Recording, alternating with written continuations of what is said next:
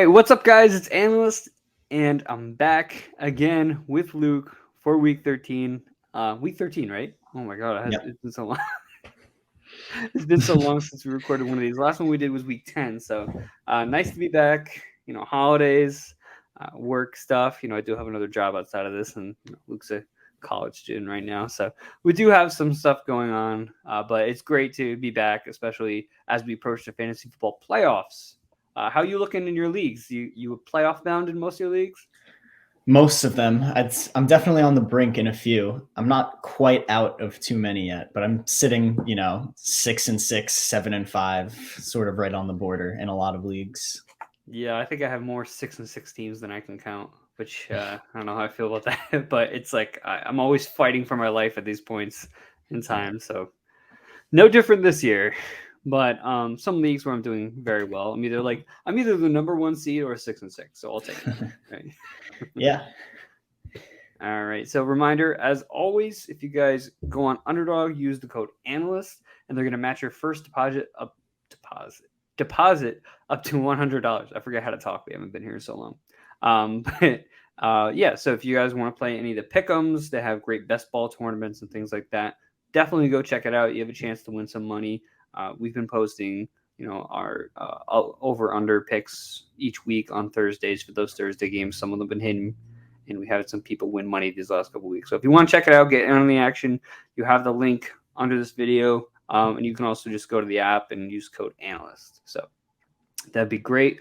But what's not so great is how my Patriots did last night against the Buffalo Bills. And I share Mac Jones' frustrations. I don't know if you saw the lip sync of him on the sideline. I believe what he said was something about like this pass the ball, the quick game sucks, or the short game sucks. Some people think he says the run game sucks. Definitely not the case. It's either the quick game or the short game that he said.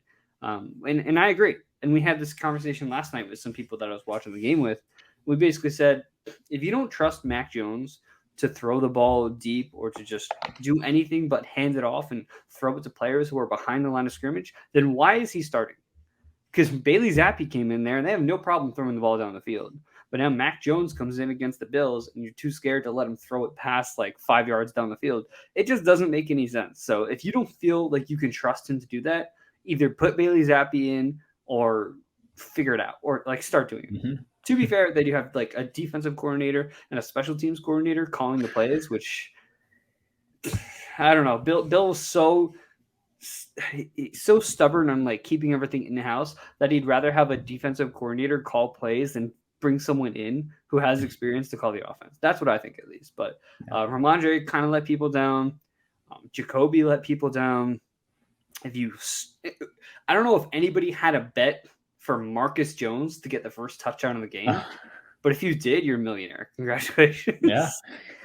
Oh my God. What are some thoughts from last night? We got to talk about James Cook too. Oh my God. Right.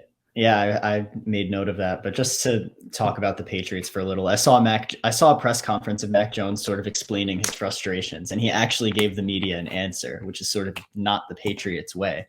But yeah, he basically said, we're losing by 14 points. Why am I dumping the ball off every play?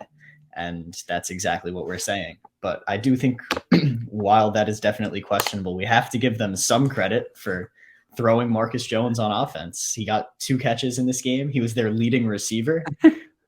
He scored a touchdown, yeah. And then from the Bills side, you mentioned it, James Cook, more carries than Devin Singletary, plus 6 targets. So I don't know if this is an official shift in this backfield, but it's definitely something. Devin Singletary didn't make any catches in this game, and Cook made 6, as well as splitting the carries about 50-50. So James Cook seems to have finally arrived. We'll see. Better sooner than later, right? Or better later than never, rather. Yeah. Wow. Yeah, and you know what's funny is like I'm looking at my team last night and I'm like, all right, here are my options, because my team is just at this point. I have DeAndre Swift, Ramondre Stevenson, who of course I started, Devin Singletary, and James Cook, and Kyron Williams. So between those 5 people, I need to start 2 running backs and a flex. I lean towards I had Stevenson in. I have Swift in. He's been getting a little bit of an increase. We'll talk about him later. And I have Kyron in right now. I chose to not start Singletary, and if I had known that James Cook would have been the one who I actually should have started, what a surprise that would have been. But yeah, 20 opportunities last week in this game. I'm excited to see what his snap share is. That's going to be very telling. And as you guys know, we post that every week, just snap counts in the target shares as well. So that'll be on that report. But he's kind of been trending in this direction for a while. I mean, last week he had 5 targets. He started to do more and more on the ground. He's becoming more and more efficient. I don't think he's ever going to get to the point where he has a Dalvin Cook type role, because obviously that's his brother and that's where our minds go.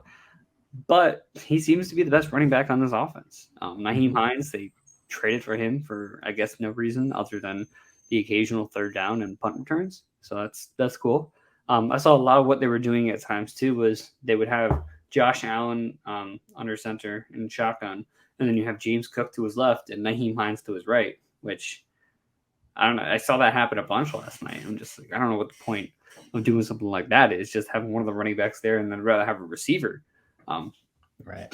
I don't know. But regardless, yeah, it seems like James Cook has arrived, and I'm excited for it. I have him stashed in a couple leagues, so I don't know if I'm going to feel comfortable starting him now or in the fantasy playoffs, but we should know whether you can trust him by the time the fantasy playoffs arrive. We have a week in between. We have the first week of the fantasy playoffs. If you have a bye, you'll be able to give some more time before you actually put him in your lineup. But right now, he's looking like a pretty valuable pickup. Outside of that, again, for the Patriots, we can only hope that they make some changes. Even Kendrick Bourne publicly kind of said, like, what the hell are we doing on offense right now? So definitely some changes that need to be had. But let's go to this next game, or rather the first game that we're going to talk about here, which is the Atlanta Falcons versus the Pittsburgh Steelers. So on the Falcons side, Kyle Pitts recently ruled out for the rest of the year, which means nothing because we don't trust anyone else on this offense. We can't even trust Cordero Patterson anymore. Can't even trust Tyler Algier anymore. Drake London, we can't trust. I don't think there's a single player on this offense that I would feel comfortable starting, like at any point, especially in this matchup too against the Steelers. So there's not even really much to add here. And on the Steelers side, Najee Harris dealing with an injury. Last I saw, he was not practicing. Is there any update on that? Have you seen? Not that I've seen. I'm kind of getting the feeling that he isn't going to play, but I'm not sure. Yeah, he didn't practice recently, and it's an oblique injury, which is typically a sensitive type of injury. So, and at the same time, Jaylen Warren was actually able to get some practice, and he's at a full practice now after dealing with a hamstring injury. So Jaylen Warren, if you're wondering why Benny Snell got some work last week, it's because Jaylen Warren was out. Now Jaylen Warren's going to be back into the picture. He's a full participant. He could be a workhorse in this game and a good matchup against the Falcons. So if you have Jaylen Warren, I'd definitely recommend starting him this week, especially if Najee's out. One guy I don't want to start is Deontay Johnson. The matchup is juicy, but he's just not getting the targets anymore. He's just not involved. I can't trust him in my lineup. He's another guy who I considered putting in my flex in that league I mentioned with both the Bills running backs and Kyron and stuff like that. It's tempting with the matchup, but I can't do it. Even after 8 targets last week, it's just not efficient enough to sustain any kind of fantasy production. So I'm going to take a shot in other upsides. George Pickens, I do like in this game. He's been playing pretty well. Pat Freiermuth, as always. Anything else to add on this game? I mean, not so much the Falcons side. On Deontay Johnson, don't forget that AJ Terrell is on the other side of that matchup. So maybe that's not even the nicest matchup there. I do like George Pickens and Pat Freiermuth in this game. And apparently Benny Snell is also dealing with an injury. So that's just more good news for Jaylen Warren. And we'll see if he gets involved and to what extent he does. That should be a very nice start for anyone who has him. Yeah, and he might even still be available because in the leagues I've seen, Najee still has a projection right now. So that means Jaylen Warren might be hiding in a lot of the free agent categories. So just keep an eye out for that. Next here, Baltimore Ravens versus Denver Broncos. Why don't you take this one away? Talk about Broncos country. Let's ride. Oh my gosh.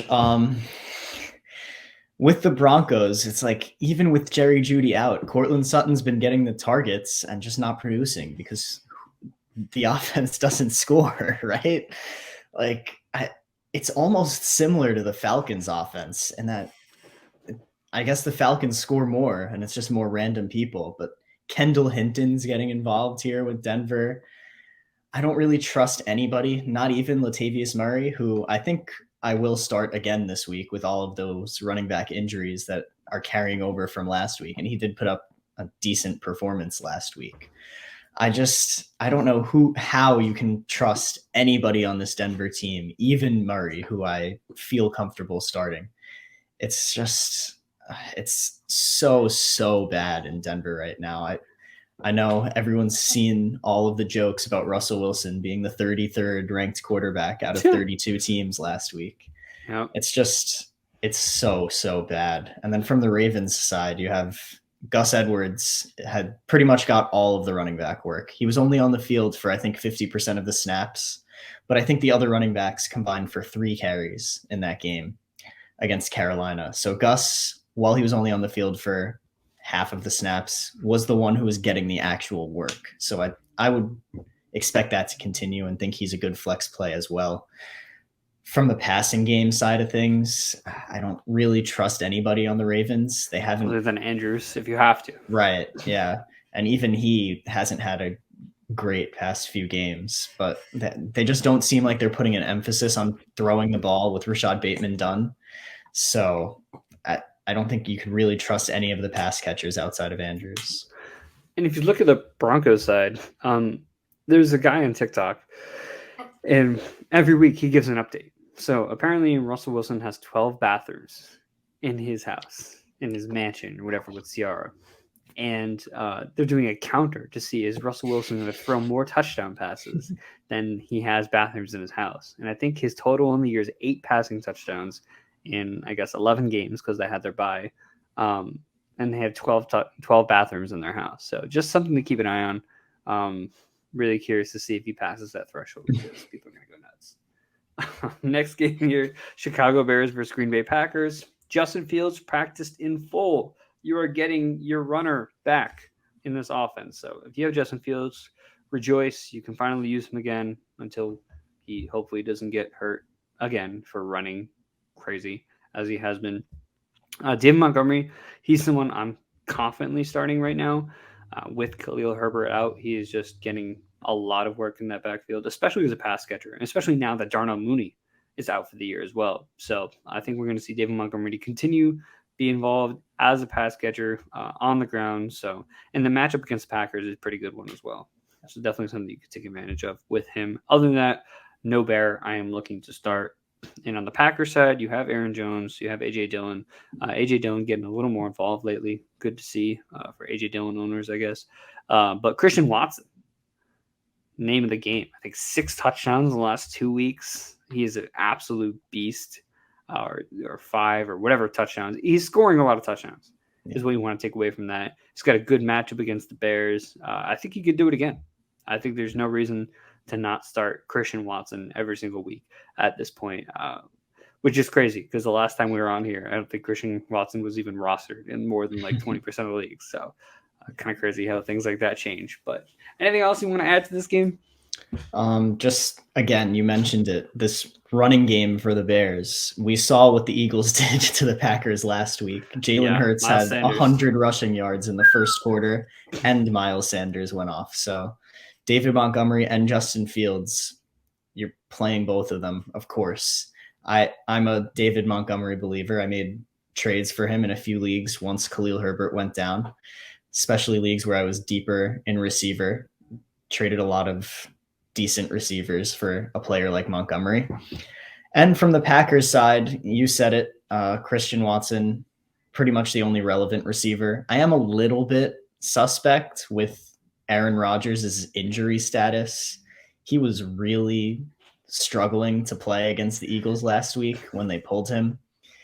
I still think, if anything, that'll make him look towards his go-to guy more, and that seems to be Christian Watson right now. But just a little bit, like I could see a world where the Packers offense just runs the ball a ton And on that type of note, AJ Dillon finally got involved last week, scored a touchdown. I know people have been waiting for that for 12 weeks. And it was gone. Yep. So that happens. It's all right. But, it's interesting because I feel like if Rodgers was missing a finger, he would still try to play. Yeah. So we'll see. Next game here, Detroit Lions versus Jacksonville Jaguars. It's funny, we haven't had a video in 3 weeks, and the age-old question of can we trust DeAndre Swift is still being asked, and it's still not a clear answer. I feel like his snaps are going up. He's been leading or second on the team in targets each of his last couple weeks. He played on Thursday, so we had a little extra time leading up to this game. Lions are winning a couple games in a row, so they're not thinking about shutting him down. He's practicing in full. I mean, everything's lining up for me to start DeAndre Swift. And he's got a great matchup against the Jaguars. I don't know. It's going to be hard for me to kind of look at this matchup and look at DeAndre Swift and look at where I drafted him and be like, no, I can't start this guy. So in the leagues I have Swift, I'm starting him. That's just kind of how it plays out. You can continue to start Jamal Williams as well. You can continue to start Amon-Ra St. Brown. What are your thoughts here? Any specific thoughts on the Swift versus Jamal kind of thing versus Justin Jackson also, by the way? Yeah, I was taking a deeper look into this, our posts with target share and running back snap usage.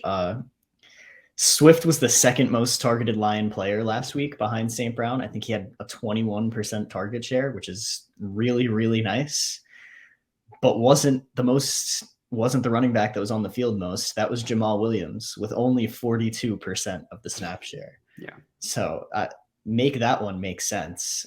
I guess that means whenever Swift is on the field, they want to get the ball in his hands, which sounds like a good thing, but if he's not going to be on the field, who knows? And that's the problem that we've run into the past few weeks. His usage has been going up every week, however, and as you said, this is a good matchup, and if it continues to go up, I don't see why he shouldn't produce.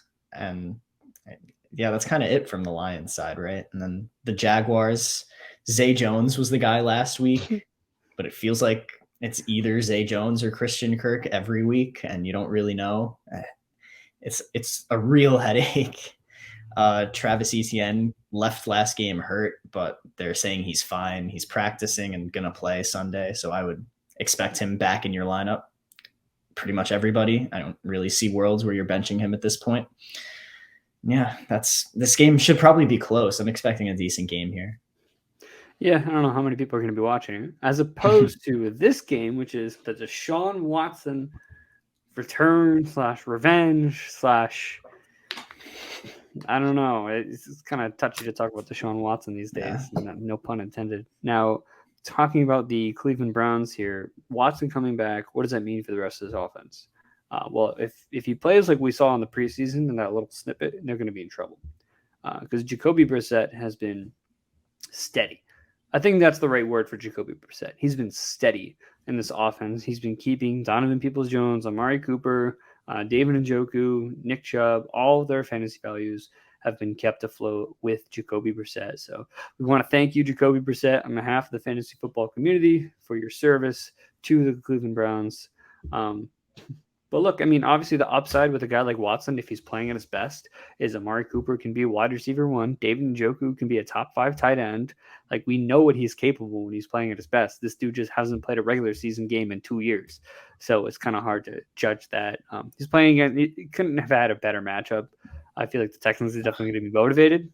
But, this is a great matchup. The worst team in the entire NFL. So, will I start Deshaun Watson? I'm going to have to be pretty down bad to start him in his first game in 2 years.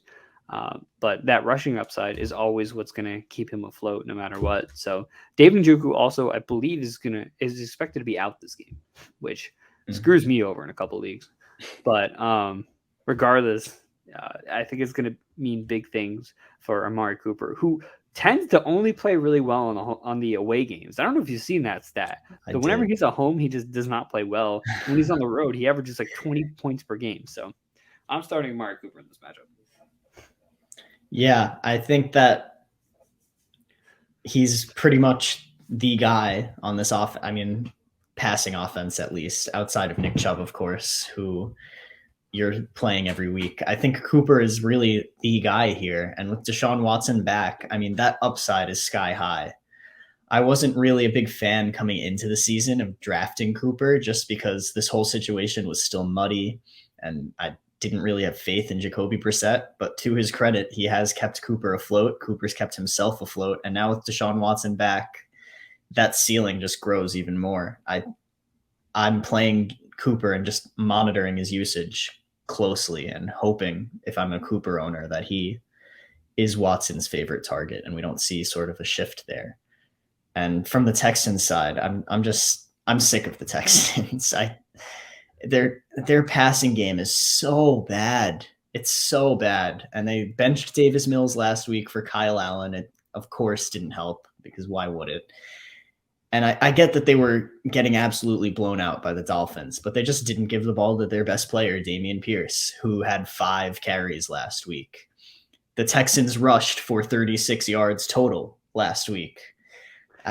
They're so bad, and it feels like they're going to be the ones who end up drafting Bryce Young first overall, or whatever quarterback they choose. Which it feels like it'll be Bryce Young at this point. And it feels like it can't come soon enough. This team is just going through the motions and struggling to put anything at all together. Yeah, they're going to have a complete overhaul of their coaching. And I mean, next year would be a time to do it. You're presumed to get the number 1 pick in the entire draft, which alone is valuable. And now you have openings for certain head coaches to come in, kind of make a name for themselves. They get to pick a quarterback of their choosing in the entire draft. They're going to have a good amount of cap space with all the trades that they've been making. Mm-hmm. So this is a team that next year could look different, but right now is pretty shit. So that's just kind of how the cookie crumbles there. But looking at this next game here, the Minnesota Vikings versus the New York Jets. Mike White, let's see how magical he actually is going against the Minnesota Vikings. And Garrett Wilson is a guy who I am very high on in this game. I was high on him last week. He had a great game, thanks in part to Eddie Jackson kind of getting hurt. But other than that one play, he still was targeted, I believe, 8 times. He led the team in target share. And then on top of that, Elijah Moore started to get a little more involved last week. The Vikings have been awful against opposing quarterbacks. I mean, if you saw what Mac Jones was able to throw for over 300 yards against the Vikings, that makes me feel pretty confident about what Mike White can do in this matchup. So I'm elevating all Jets receivers as well as Zonovan Knight, who Michael Carter is listed as doubtful for this game. I would say that game script wise, I'm not going to be super high on Zonovan Knight. I think he's going to be startable. I would call him a desperate start because there's always a chance that Ty Johnson just comes in and gets like a ton of pass workload. James Robinson, he was a healthy inactive last week, but with Carter out, I imagine that they activate or they have James Robinson active for this game as well. So it's not going to be a clear workhorse game for Zonovan Knight, but I think he is a pretty good desperate start if you're in a bind. Mm-hmm. Yeah. Over on Football Sound Off, we are big Garrett Wilson fans. He was one of my favorite players overall in this entire draft class. I think he was my second highest rated skill position player behind Breece Hall, who also ended up on the Jets. And yeah, I mean, he showed it last week. He was absolutely electric when he had the ball in his hands, and Mike White clearly trusted him, and I don't see why that should stop. The Jets passing game is just stable now with Zach Wilson sitting on the bench and Mike White in. We don't really, I feel like there's just a collective doubt in the whole football community. Like, yeah, this is probably going to run out at some point. But can it be worse than it was with Zach Wilson? Probably not. So I'll trust Garrett Wilson to continue. And as you said, this running back room is just kind of a mess. I would also expect James Robinson to play this week after not being in the lineup last week. And from the Vikings side, it's pretty much still the same as last month. The last time we were here, how long ago was that? 2 or 3 weeks? Yeah. Dalvin Cook, TJ Hawkinson, Justin Jefferson, Adam Thielen has been getting some work in, but you really feel good about those 3, Cook, Jefferson, and Hawkinson. Yeah, those are the guys you're looking to start every single week. And think about guys I'm not looking to start. Let's talk about the New York Giants. as a Giants fan, maybe you want to lead off this one. This is going to be a close matchup between the Washington Commanders and New York Giants. What are your thoughts here? You think Daniel Jones can sneak one out here with throwing to Richie James and Isaiah Hodgins? I do think that you have the Commanders who are trending up and the Giants who are certainly not trending up. The Giants have the single toughest schedule remaining in the league trying to make this playoff push. They play Washington twice and the Eagles twice, as well as the Vikings. So they're going to have a bit of a tough time, but I think that in their eyes, that means if they have to win games to make the playoffs, this is the type that they have to win at home against a divisional opponent. And I do think it's worth noting that the Commanders and Giants are playing this week, then Washington has a bye next week, and then they play the Giants again. So they're playing back-to-back games against the Giants, which is a little bit weird. I don't think I've ever seen that before.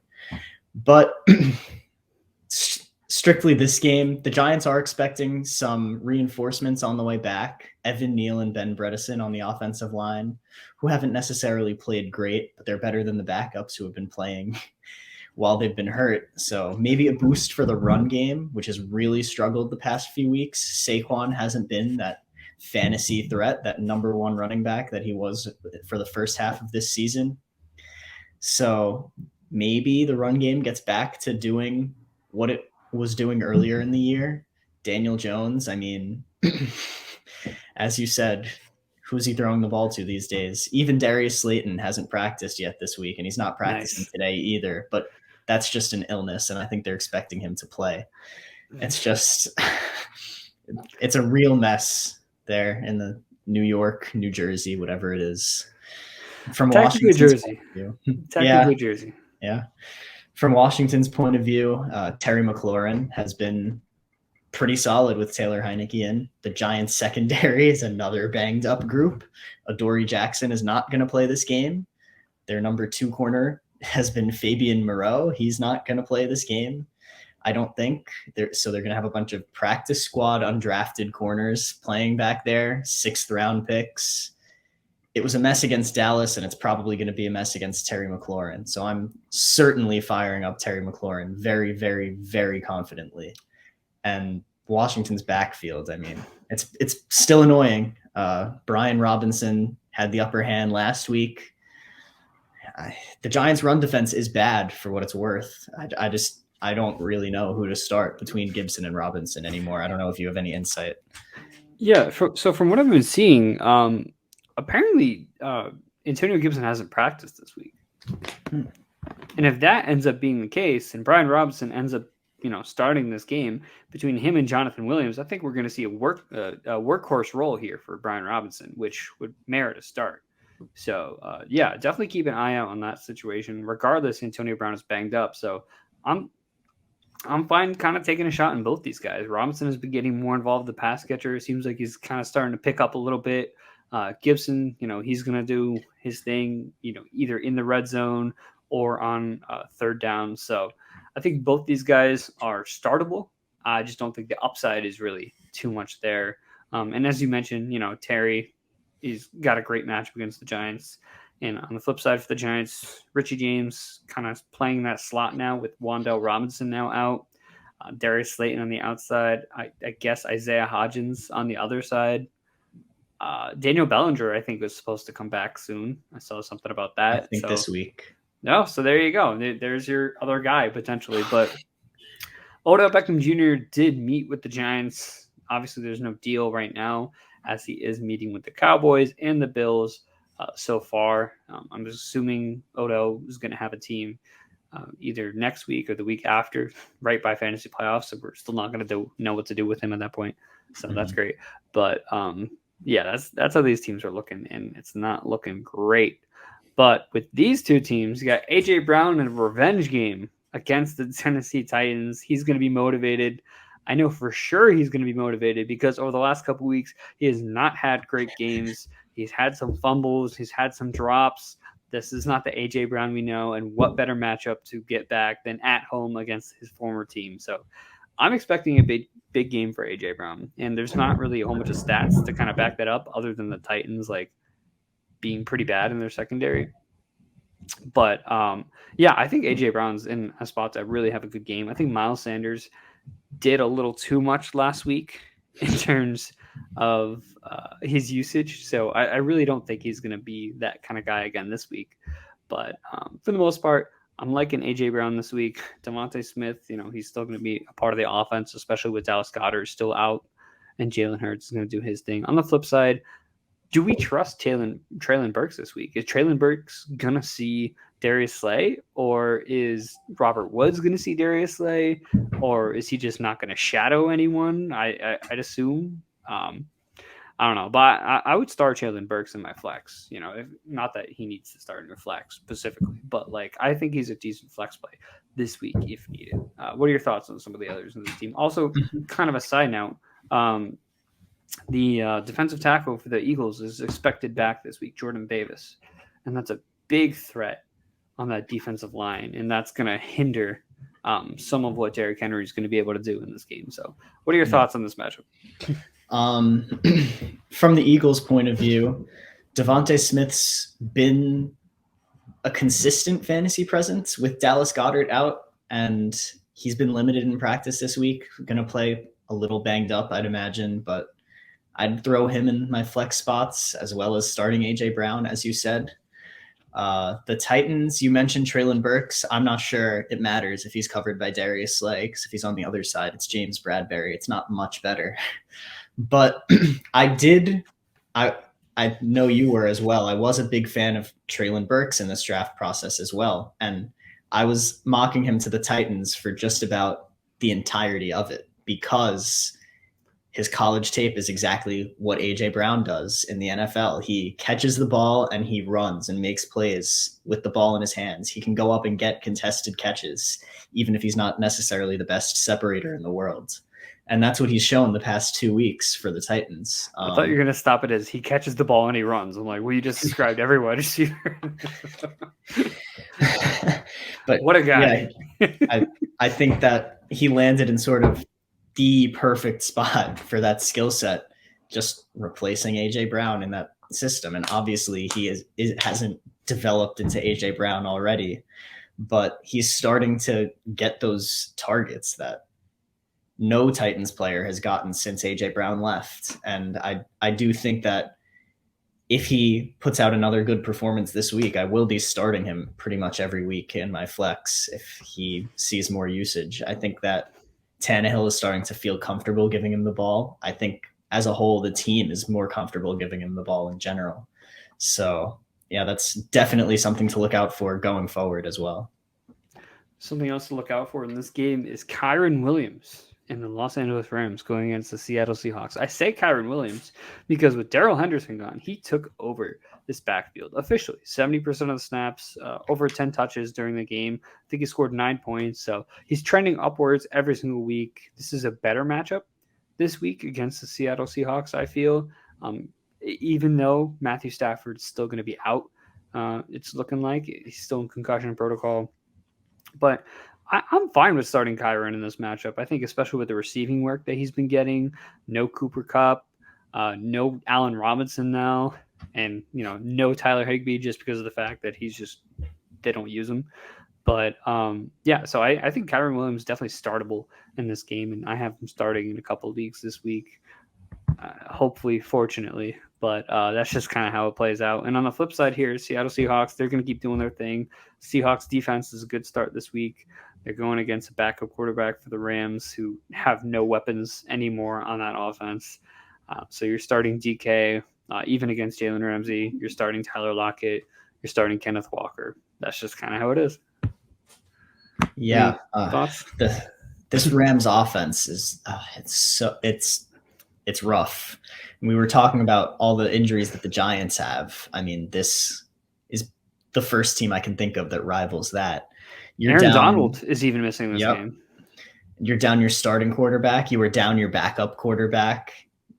Pretty much the only player that does anything for your entire offense, Cooper Kupp, is hurt. And then Allen Robinson also got hurt. It's just rough. And as you said, I'd be fine starting Kyren Williams, but by no means am I sitting here pounding the table, begging people to start him.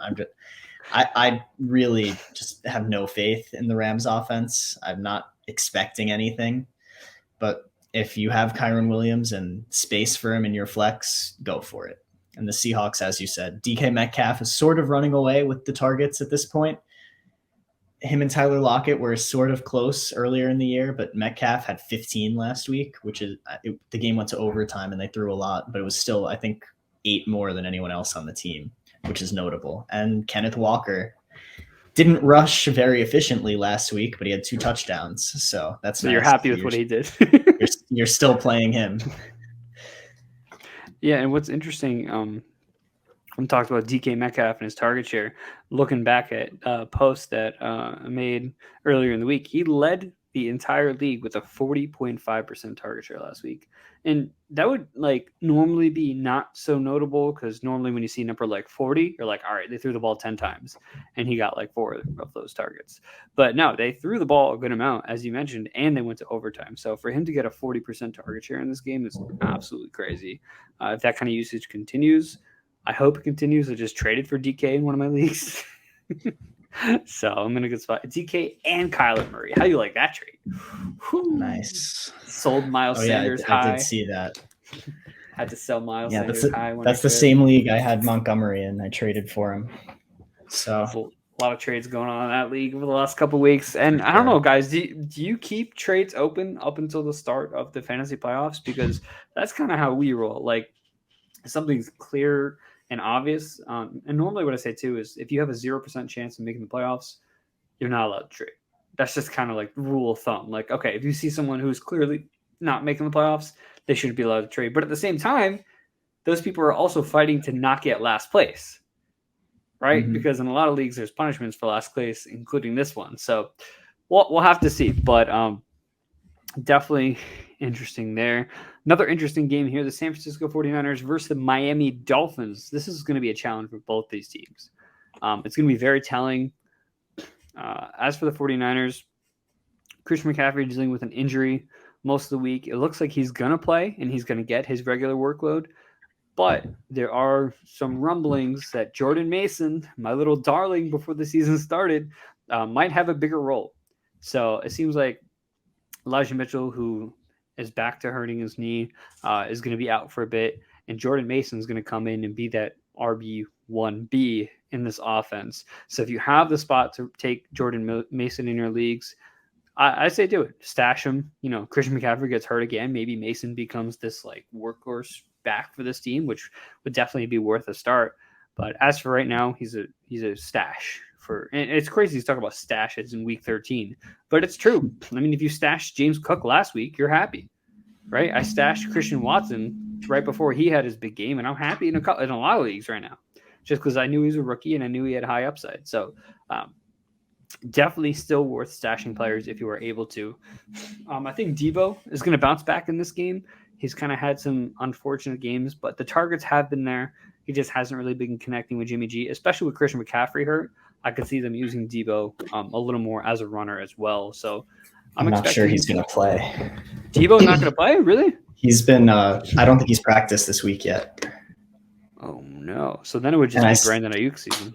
And I say that because I wrote, Elijah Mitchell's out. Look for Debo Samuel to take some carries away. And then I was like, oh, he's on the injury report too. That stinks. Oh, jeez. But yeah, I mean, I've been saying for weeks now that the 49ers are just a good offense that has too many mouths to feed with Kittle, Ayuk, Samuel, McCaffrey, and Mitchell. But now with 2, 3, 4 of those guys hurt, you're playing Ayuk, you're playing Kittle. And I mean, they haven't ruled Debo out. He just hasn't practiced yet this week. So if he does play, I'd look for him to be that maybe behind McCaffrey, behind Mason, have a few more carries as well. Yeah, I can definitely see that. I just had to pick up Harrison Bryant in one of my leagues. Unfortunately. But, and on the Dolphins side here, I mean, Tua's going to do his thing. I'm not sitting Tua if I have him, especially given the landscape, the quarterback right now. Not really overly confident about any of the guys you could find in waivers, but you got Tyreek Hill, you got Jalen Waddle. As long as he has those two, I'm fine starting him. Running back wise, it seems like Raheem Mostert's going to be back this week. At least the coach has hinted that would be what's going to happen. As far as Jeff Wilson goes, he also practiced full. So they're going to have both these running backs in this game. Jeff Wilson, revenge game against the 49ers. I'm starting him all the way. Revenge game too. Mr. Revenge game. Oh, yeah, Mostert. Every running back. Wow. Look at that. Yeah, and the Dolphins offense has looked unstoppable for most of the season. And I wonder, is this defense the one that can stop them? The Niners defense practices against Kyle Shanahan's offense, which is where Mike McDaniel stems from. And Teron Armstead is likely not going to play. I'm sure Nick Bosa is going to have a field day against whatever poor backup tackle is going to be asked to block him. Is this, and this Niners defense is just a really, really good defense. Is this the defense that can slow down the Dolphins offense? I don't think anybody can quite shut them down entirely, but they've been on a roll for, it feels like, months now. Is this the game where you don't have Hill and Waddle both getting 10 catches for 100 yards and touchdowns? We'll see. I honestly think this is the game where Tyreek Hill has his biggest game of the year. And I say that because if you look at, I remember the last couple of years and trying to analyze, like, and Tyreek was a little more inconsistent with Kansas City. He would have giant games and then just kind of disappear, right? He would have 50-point games, and then next week it would be Travis Kelce and he would get like 5 points. During those time frames, Tyreek had his best games against the best teams. Like when he went up against the worst matchups, that's when Tyreek would have his best game. So I think in a game like this, if you really want to make some noise, you really want to get some points, you got to give the ball into the hands of your best player, and that player is Tyreek Hill.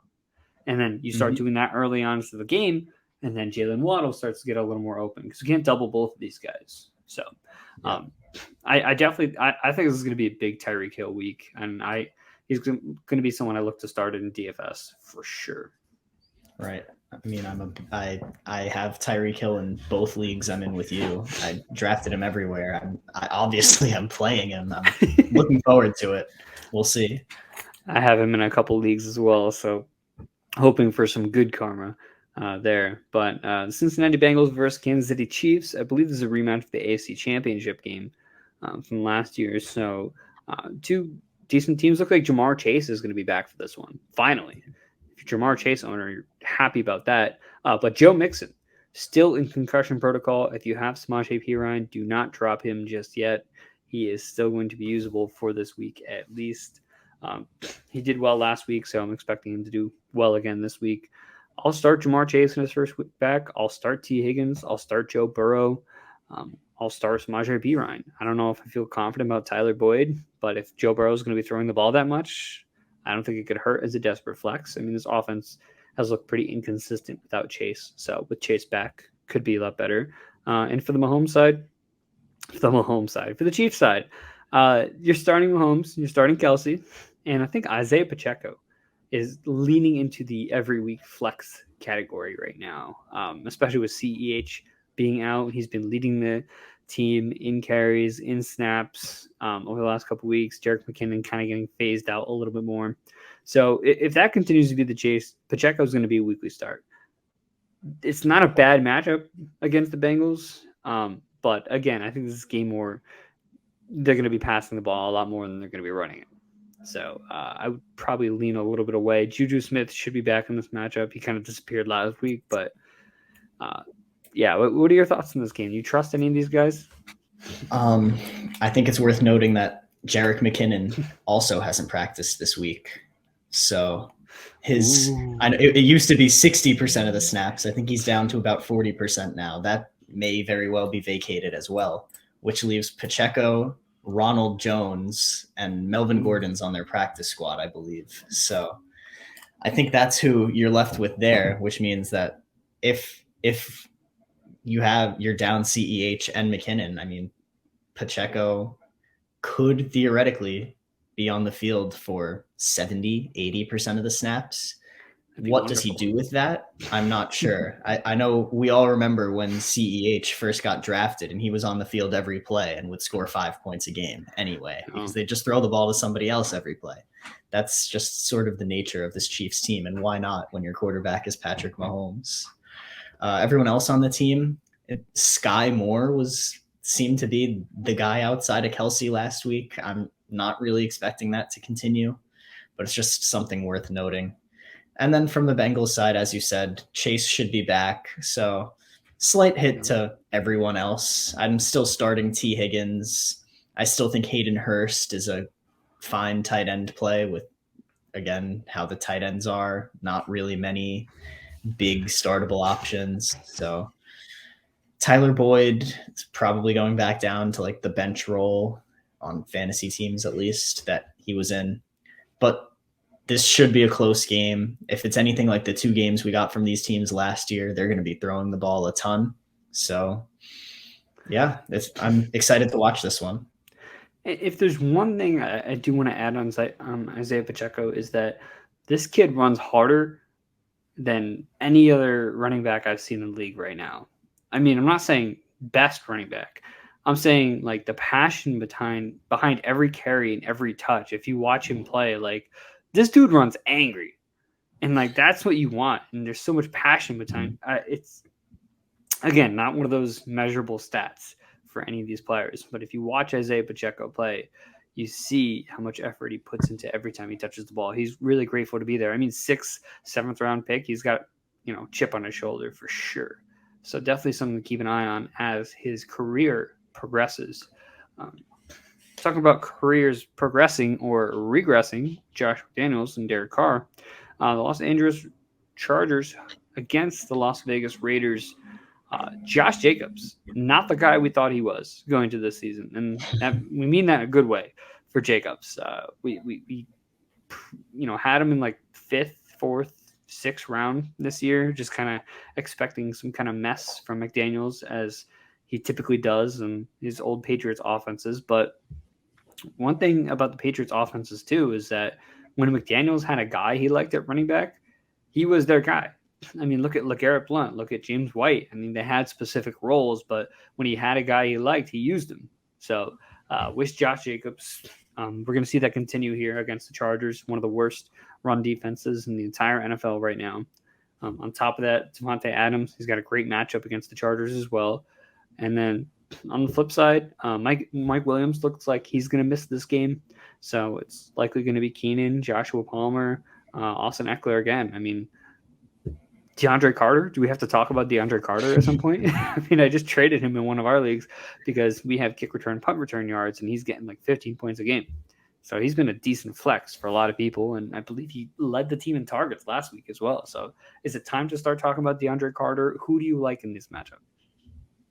Yeah, and I think he had the most targets out of any receiver not named Austin Eckler, who I feel like they give him the ball so often, which is just insane when you think about Justin Herbert, who you think about as this gunslinging quarterback who could throw the ball as far as anybody in the world, and they just dump the ball off to Austin Eckler 10 times a game. But yeah, as you said, it's just weird. Like Keenan Allen comes back and they are still targeting Josh Palmer a ton. DeAndre Carter gets involved.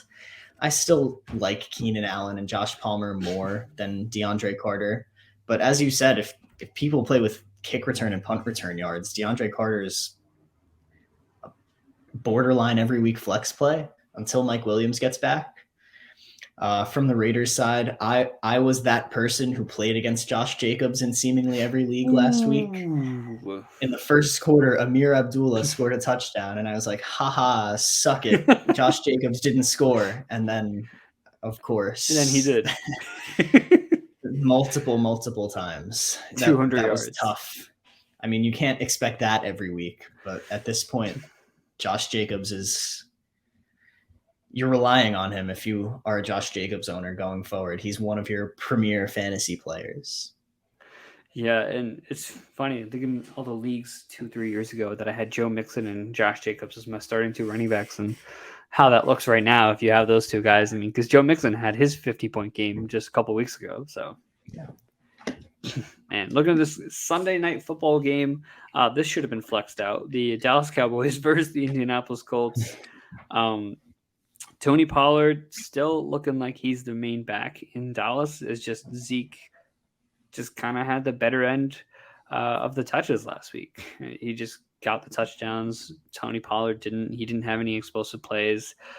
With the extra time off, I'm scared that Jerry Jones would come back and say, "Oh, look at what Zeke did. Look at what Pollard did. Why would we go back to Pollard?" That's fine. Just ignore every other week. But, I like CeeDee Lamb in this matchup. It's not a great matchup against the Colts, but I will start CeeDee Lamb here. And Dalton Schultz, I think, is in for a really good matchup here. He's probably got the best matchup out of anyone in this game against those linebackers without Shaquille Leonard and the safeties that are pretty banged up. So, however they plan on defending Dalton Schultz, they're not really prepared for that, especially after scoring 2 touchdowns last week. And on the Colts side, Jonathan Taylor doing his thing. Receivers right now, Michael Pittman came back a little bit last week, disappeared early on, but he did actually end up salvaging his day. Any other thoughts on this Cowboys and Colts game here?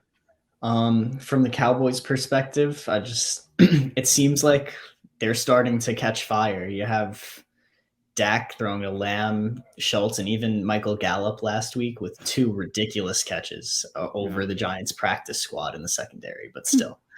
It feels like Lamb is like their guy who gets open and is their big play threat. But something with the way Dak looks towards Gallup, it feels like Gallup is more of his safety blanket and the guy that he feels most comfortable throwing to in a pinch. And I'm not playing Gallup in any small leagues, but if you're in a deeper league and you have Gallup as an option, I'd consider throwing him in your flex. From the Colts side, how about Jelani Woods, rookie tight end with 8 catches? He did not practice this week.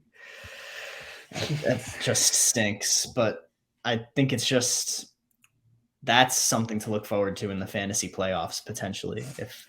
Because that was a surprise to me. Jelani Woods is a player I liked again in the draft process, but I wasn't expecting that. 8 catches, 98 yards in one game was a surprise. Michael Pittman had 11 targets last week, which is really nice. Him and Taylor, I feel like, are kind of back to being those every week solid options. I just don't really trust anybody else. Paris Campbell, I'm not trusting anymore. Alec Pierce didn't even get on the stat sheet last week. Well, one interesting tidbit about Jelani Woods from last week is that he played 64% of the offensive snaps. Prior to that, his highest snap count was 38% in week 1. So what we saw from Jelani Woods last week was legit. 8 targets. I think he led the team in targets, right? No, he was second behind Pittman. As you mentioned, he had 11 targets. But Jelani Woods, 26.5% target share, playing over 60% of the snaps. Assuming he can play this week, or even if he doesn't, he's someone who you definitely have to add. He was on the waiver list that I put out on Monday. So definitely keep an eye on Jelani Woods as a guy. Keep an eye on Dennis Allen as the next coach to be fired as well. So looking at the Saints. Before Hackett? They should. The 2 teams should play each other and just fire both the head coaches and just see what happens. Someone made a comment. It was like, what the hell does Hackett even do at this point? Like, literally, what does he? They have someone who comes in and does they basically hired an extra coach to come in and call the timeouts and do all that stuff for him. They have someone come in and call the plays for him. He gave away play calling. So what the hell is this guy doing on the sideline the whole game? And they even had the defense yelling at Russell Wilson last week. Nobody showed up to his birthday party. So he's not exactly keeping the culture afloat either. So you're right. What does he do? Yeah, so it's a mess there. But for the Saints, it's a mess in that quarterback room. It looked like Andy Dalton was starting to be okay, and he kind of fell off a little bit. Are they going to go back to Jameis? Who knows? Who cares? At this point, they just need to draft a quarterback and keep tanking. But this is a pretty important game, I guess, for the division because both these teams are in it to win the division. The Buccaneers are leading the division with a negative record right now, while every single team in the NFC East is in the playoffs. So it's a wild time to be alive. If you haven't figured that out. But yeah, for the Saints side, I'm going to be a little weary of Kamara. I think targets are going to keep him above 10 points. But other than that, Chris Olave, Honestly, I haven't even. How's Chris Olave been? I know you have him in a couple leagues. I still view him as that every week type of start. I mean, he had 9 targets last week, didn't score. Nobody on the Saints scored, not even their kicker. Yep. But he a disappointing week last week. But I think that was more of an outlier game. Even if the Saints offense isn't explosive, 9 targets is something you work with no matter what. So I'm still playing Chris Olave.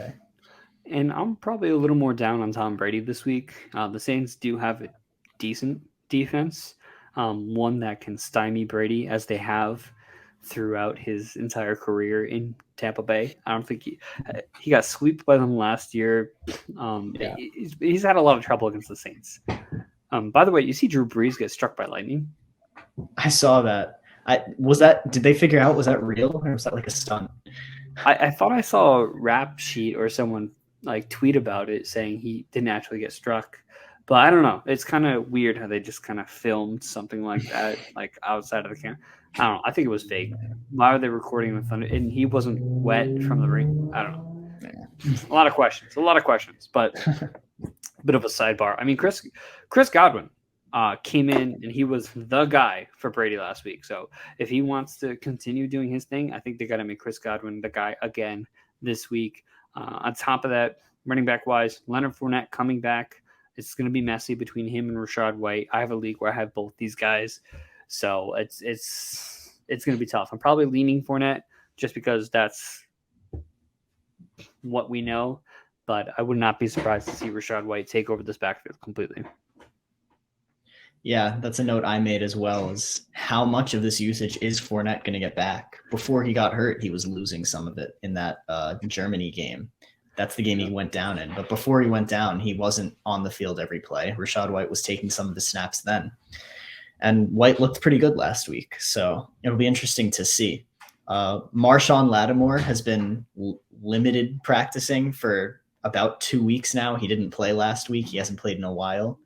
But that Mike Evans-Lattimore matchup is always something to look out for. So I think that's, if anything, more of a note for Chris Godwin. Like if those two are going at it on one side of the field, Chris Godwin may have another game like he did last week, which I was a big fan of. I had Chris Godwin. Didn't really matter. I lost to Josh Jacobs, but I've been waiting for a game like that from Godwin all year. And I mentioned Chris Olave already. Alvin Kamara still getting receiving work, but this Saints offense just isn't really scoring. So he hasn't been that high-end running back that he's been in the past. But I'm still playing him with the receiving upside he has, for sure. Yeah, absolutely. Well, guys, that's going to wrap up our Week 13 preview for all these fantasy matchups. Thank you again, Luke, for joining. As always, make sure to check out Underdog. Don't forget to use code ANALYST and they'll match your first deposit up to $100. And we'll see you next week.